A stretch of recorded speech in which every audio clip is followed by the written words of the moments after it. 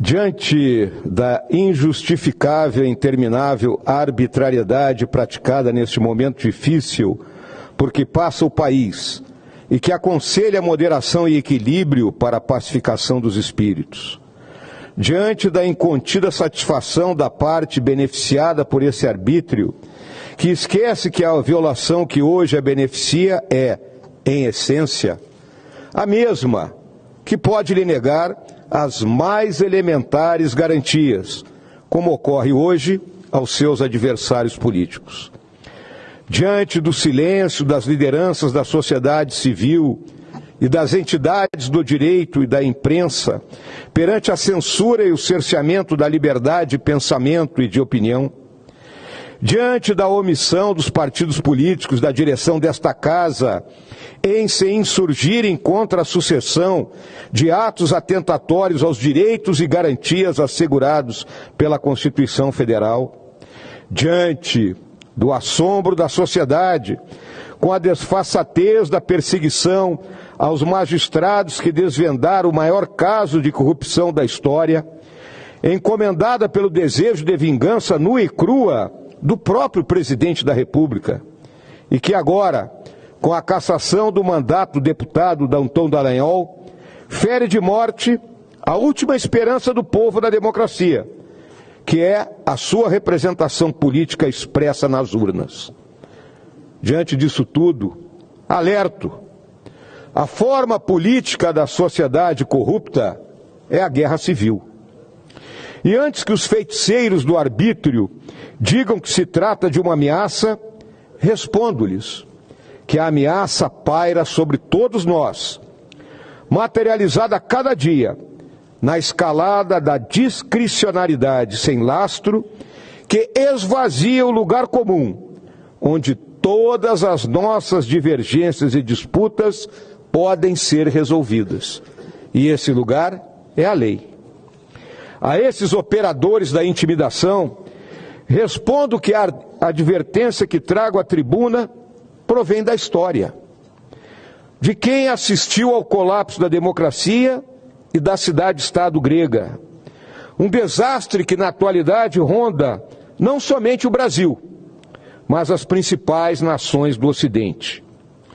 Não segundo a perspectiva primária e preconceituosa dos analistas ideológicos que só veem ameaças nos seus inimigos, mas sim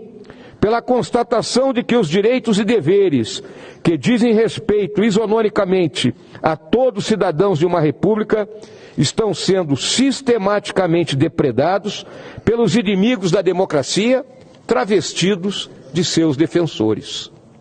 Alerto novamente: em uma democracia, a justiça não pode ser uma extensão do poder. Faço agora aos arrogantes de plantão, que se comprazem em seu silêncio prenho de desforra indecente, e aqueles profissionais do cinismo de oportunidade,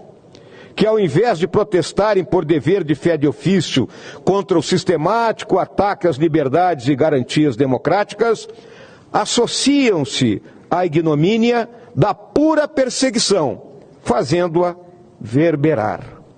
O Brasil jamais assistiu tamanha combinação de arbítrio, injustiça, revanche e ilegalidade, praticados de forma tão brutal e injustificada, mesmo nos momentos traumáticos de ruptura institucional ou de ameaças à soberania nacional. Portanto,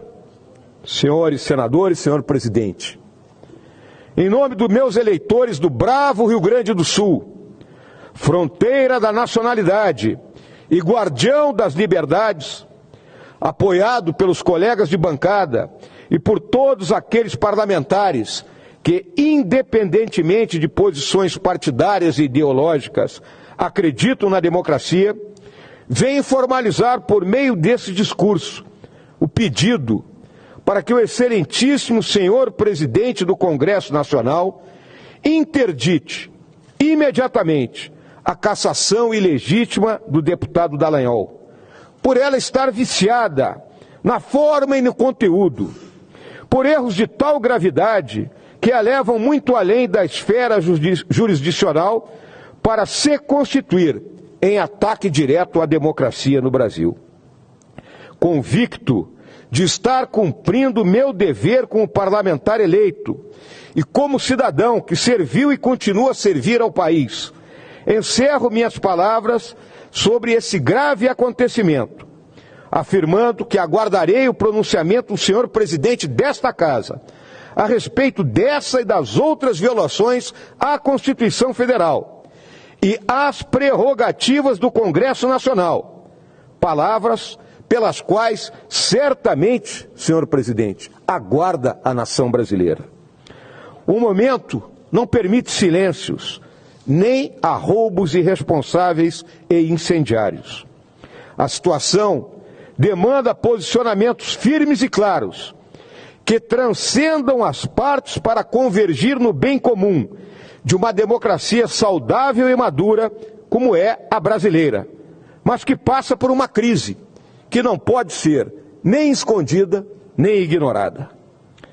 Fica com a palavra o excelentíssimo senhor presidente do Congresso Nacional. Digo a ele, conte comigo para ouvi-lo e respondê-lo quantas vezes forem necessárias. O povo espera, a hora exige, o Brasil merece. Muito obrigado.